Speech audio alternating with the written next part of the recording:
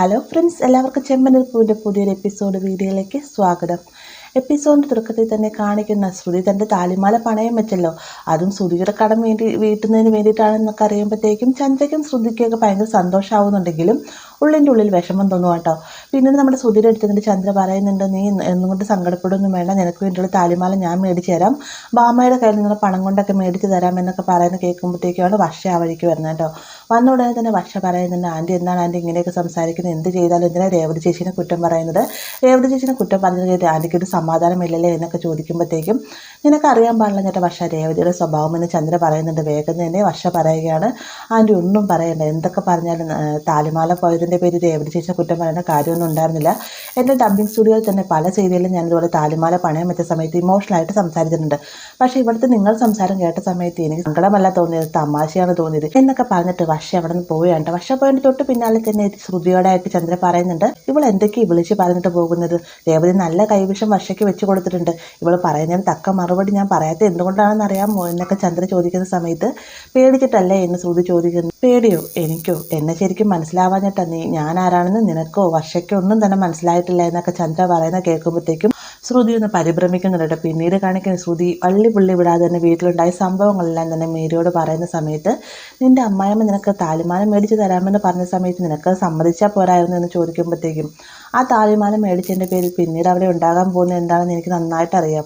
ഈ ഒരു മാല അവരുടെ പേരിൽ ഞാൻ മേടിച്ചിരിക്കുകയാണ്, പിന്നീട് ഈ ഒരു പണത്തിൻ്റെ പേരും പറഞ്ഞിട്ട് അവർ എൻ്റെ പിന്നാലെ നടക്കും, മാത്രമല്ല എൻ്റെ അച്ഛൻ്റെ കാര്യത്തെക്കുറിച്ച് അന്വേഷിക്കുകയും ചെയ്യും. ഇതാകുമ്പോൾ താലിമാല ഇല്ലാത്തതിൻ്റെ സിമ്പതി ശ്രുതിക്കും ഉണ്ടാവും, മാത്രമല്ല എൻ്റെ അമ്മായിയമ്മയ്ക്കും ഉണ്ടാവും എന്നൊക്കെ ഇങ്ങനെ ശ്രുതി പറയുന്ന സമയത്ത്, നീ ഭയങ്കര ബുദ്ധിപരമായിട്ടാണ് ചിന്തിക്കുന്നത്, പക്ഷെ നീ പറഞ്ഞ രീതിക്ക് തന്നെ എല്ലാം നടക്കുകയാണെങ്കിൽ മാത്രം എന്നൊക്കെ മീര പറയുമ്പോൾ, ഞാൻ ഉദ്ദേശിച്ച രീതിക്കാണ് ഇത്രയും കാലങ്ങളെല്ലാം തന്നെ നടന്നത്, അതുകൊണ്ട് തന്നെ ഇത് നടക്കുമെന്ന് എനിക്ക് നല്ല വിശ്വാസമുണ്ടെന്നൊക്കെ ശ്രുതി പറയുകയാണ്. ഇതേ സമയം തന്നെ നമ്മുടെ രേവതി ആകട്ടെ ഉമ്മർത്ത് പൂമാല കെട്ടിക്കൊണ്ടിരിക്കുന്ന സമയത്താണ് സച്ചി അങ്ങോട്ടേക്ക് വരുന്നത്. സച്ചി വന്ന ഉടനെ തന്നെ പറയുന്നുണ്ട്, ഇന്ന് ഓട്ടമൊക്കെ നേരത്തെ തീർന്നു, എല്ലാവർക്കും വണ്ടി സ്വന്തമായിട്ടുള്ളത് കൊണ്ട് തന്നെ ആരും തന്നെ ടാക്സി വിളിക്കുന്നില്ല എന്നൊക്കെ പറഞ്ഞുകൊണ്ട് വാദോരാതെ വർത്താനം പറഞ്ഞുകൊണ്ടിരിക്കുകയാണ്. ഈ ഒരു സമയത്ത് രേവതി ഒന്നും പറയാതെ തന്നെ മൗനമായി തന്നെ എല്ലാം കേൾക്കാം. പെട്ടെന്ന് തന്നെ സച്ചി ചോദിക്കുന്നുണ്ട്, ഞാൻ എന്ത് പറഞ്ഞാലും തറുതല പറയുന്നത് എനിക്കിത് എന്ത് പറ്റി രേവതി എന്നും പറഞ്ഞുകൊണ്ട് രേവതിനെ തൊട്ടു നോക്കുന്ന സമയത്ത് രേവതിക്ക് നല്ല രീതിയിൽ തന്നെ പനിക്കുന്നത്. വേഗം സച്ചി പറയുന്നത്, നിനക്ക് നല്ല പനിയുണ്ടല്ലോ, നീ അത് പിന്നെ ഇവിടെ നിന്ന് പൂമാല കെട്ടുന്നതെന്ന് ചോദിക്കുമ്പോഴത്തേക്കും, കുഴപ്പമൊന്നുമില്ല സച്ചിയുടെ, എനിക്കിത് നാളത്തേക്കുള്ള ഓർഡറാണ്,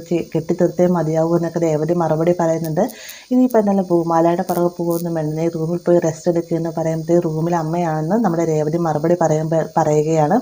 വേഗം തന്നെ സച്ചി പറയുന്നുണ്ട്, റൂമിൽ അമ്മയാണെങ്കിൽ ഒരു ഓട്ടക്കാരൻ്റെ റൂമുണ്ടല്ലോ, ആ റൂമിൽ പോയി നീ കടന്നോളാൻ പറയുമ്പോഴത്തേക്കും രേവതി വേണ്ട എന്നൊക്കെ പറയുന്നുണ്ട്. സച്ചി നിർബന്ധിച്ച് തന്നെ ശ്രുതിയുടെ റൂമിലേക്കായിട്ട് കൂട്ടിക്കൊണ്ട് പോവാണ്. എന്നിട്ട് അവിടെ കടന്നോളാൻ പറയുന്ന സമയത്ത് രേവതി മടിച്ചു നിൽക്കുന്ന കാണുമ്പോൾ തന്നെ സച്ചി പറയുന്നത്, നിന്നോട് അവിടെ കടന്നോളാനല്ലേ പറഞ്ഞത്, നിന്നോട് ആശുപത്രി പോകുമെന്ന് പറഞ്ഞിട്ട് നീ കേട്ടില്ലല്ലോ, സ്വന്തമായിട്ട് ട്രീറ്റ്മെൻറ്റ് വേണ്ടെന്ന് ഞാൻ പറഞ്ഞില്ലേ എന്ന് പറയുമ്പോഴത്തേക്കും, സാരമില്ല സച്ചിയായിട്ട് ഇന്നൊരു ദിവസം മരുന്ന് കഴിച്ചിട്ട് നാളെ നമുക്ക് കുറഞ്ഞില്ല എന്നാണ്, നാളെ നമുക്ക് ആശുപത്രി പോകാമെന്നൊക്കെ രേവതി മറുപടി പറയുകയാണ്. അതിനുശേഷം സച്ചി മെഡിസിൻ മേടിക്കായിട്ട് പുറത്തേക്ക് വിടുക. രേവതി നല്ല ക്ഷീണം കാരണം വേഗം തന്നെ മയങ്ങി പോവുകയും ചെയ്യുന്നുണ്ട്.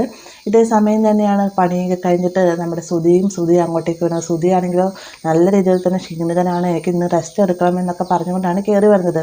വന്നുടനെ തന്നെ റൂമിലേക്ക് ചെല്ലുമ്പോൾ തന്നെ ശ്രുതി രേവതി കാണുന്ന സമയം തന്നെ ശ്രുതി ഇനി വേഗം ഇങ്ങോട്ട് വാ എന്നും പറഞ്ഞൊരു ഒച്ചപ്പാടുണ്ടാക്കിയാണ്. ശ്രുതി അങ്ങോട്ടേക്ക് വരുന്ന സമയത്ത് രേവതി കിടക്കുന്നത് കാണുമ്പോഴത്തേക്ക്, ഇവളെന്ത് ഈ റൂമിൽ കിടക്കുന്നതെന്ന് ചോദിക്കുകയാണ് കേട്ടോ.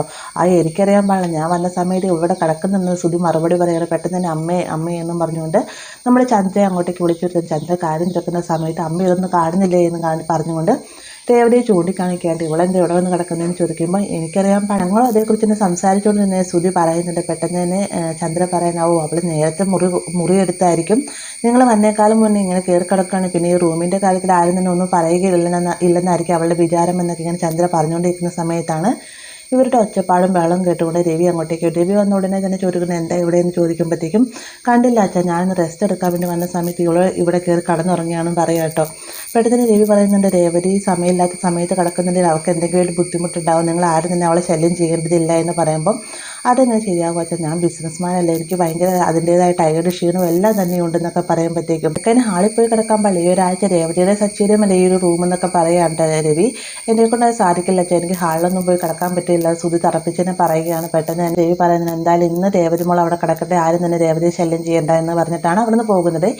എന്നാൽ ശ്രുതി പറയുന്നുണ്ട്, അമ്മ എനിക്ക് റൂമില്ല, പറ്റുകയില്ല, ഇത് അമ്മ കേട്ടില്ല, അച്ഛൻ ഈ പറയുന്നത് എൻ്റെ മാനസികാവസ്ഥ അച്ഛൻ മനസ്സിലാക്കുന്നില്ല എന്നൊക്കെ പറയുമ്പോൾ മോനൊന്നും മിണ്ടായിരിക്കും, അമ്മ ഇതെല്ലാം പരിഹാരം കണ്ടെത്തി തരാമെന്നും പറഞ്ഞുകൊണ്ട് രേവതിനെ വലിച്ച് പിഴച്ച് എഴുന്നേൽപ്പിക്കട്ടെ. എന്നിട്ട് പറയുന്നുണ്ട്, നീ എന്തായാലും ഇവിടെ കിടന്നുറങ്ങുന്നതെന്ന് പറയുമ്പോൾ അമ്മ എനിക്ക് തീരെ വയ്യ, ആകെ ടയേർഡാണ് ഞാൻ, അതുകൊണ്ട് ക്ഷീണം കാരണം കടന്നുറങ്ങിപ്പോയതാണെന്ന് പറയുമ്പോൾ നിൻ്റെ മനസ്സിലിപ്പോൾ എന്താണെന്ന് എനിക്കറിയാം, നീ നേരത്തെ കട്ടിൽ പിടിക്കാൻ വന്നതല്ലേ, മാത്രമല്ല വീട്ടിലെ പണിയൊന്നും ചെയ്യാതെ അകത്തമ്മയായിട്ട് വീട്ടിൽ തന്നെ ഇരിക്കാമെന്ന് നീ കരുതിയോ എന്നൊക്കെ ചോദിച്ചു രേവതിയുടെ കയ്യിൽ പിടിച്ച് വലിച്ചുകൊണ്ട് നിർബന്ധിച്ച് പുറത്തേക്ക് വലിച്ചെറിയാൻ തുടങ്ങുന്ന സമയത്താണ് സച്ചി അങ്ങോട്ടേക്ക് വരുന്നത്. സച്ചിനെ കാണുന്ന സമയത്ത് ഒരു നിമിഷം ചന്ദ്രൻ നിൽക്കുന്നുണ്ട്.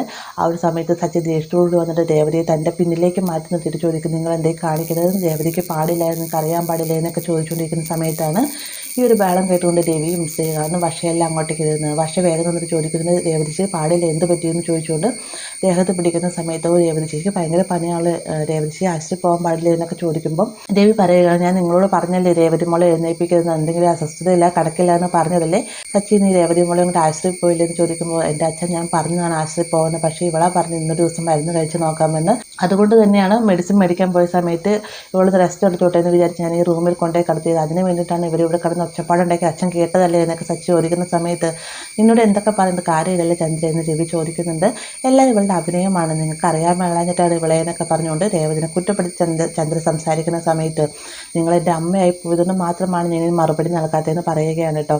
പെട്ടെന്ന് തന്നെ ഈ ഒരു സമയത്ത് ശ്രീകാന്തും വർഷയൊക്കെ തന്നെ ശ്രുതിയോടായിട്ട് പറയുന്നുണ്ട്, നിങ്ങൾ എന്ത് മോശമാണ് ഈ കാണിച്ചത്, രേവതിക്ക് സുഖമില്ല എന്നും പറഞ്ഞിട്ട് റൂമിന് വേണ്ടി വാശി പിടിക്കേണ്ടതുണ്ടായിരുന്നു എന്നൊക്കെ ചോദിച്ചുകൊണ്ട് കുറ്റപ്പെടുത്തുന്നൊക്കെയുണ്ട്. ഈ സമയത്ത് രേവതി തൻ്റെ ക്ഷീണവും അസുഖങ്ങളെല്ലാം പറഞ്ഞുകൊണ്ട് നിങ്ങൾക്കുള്ള ഭക്ഷണം ഉണ്ടാക്കി തരാം, ഞാൻ അടുക്കളയിലേക്ക് പോട്ടെ എന്ന് പറഞ്ഞിട്ട് പോകാതിരുന്ന സമയത്ത് സച്ചി രേവതിയുടെ കയ്യിൽ പിടിച്ചെടുത്തിട്ട് പറയുന്നുണ്ട്, നീ തന്നെയാണ് രേവതി ഇവർ ചീത്തയാക്കുന്നത്, ഇവർ പറയുന്ന അനുസരിച്ച് തുള്ളാൻ നിന്നിട്ടാണ് ഇവർ നിൻ്റെ തലയിൽ കയറി നിരങ്ങുന്നതെന്നും പറഞ്ഞുകൊണ്ട് രേവതിയെ വഴക്ക് പറയുകയാണ്. ഇതെല്ലാം കേട്ടുകൊണ്ട് ഒന്നും മിണ്ടാതെ മൗനമായി നിൽക്കുന്ന രേവതിയെ കാണിച്ചിട്ടാണ് ഇന്നത്തെ എപ്പിസോഡ് അവസാനിക്കുന്നത്. വീഡിയോ ഇഷ്ടമായി കഴിഞ്ഞാൽ ലൈക്ക് ചെയ്യാനും കൂടെ ചാനൽ സബ്സ്ക്രൈബ് ചെയ്യാനും മറക്കരുത്.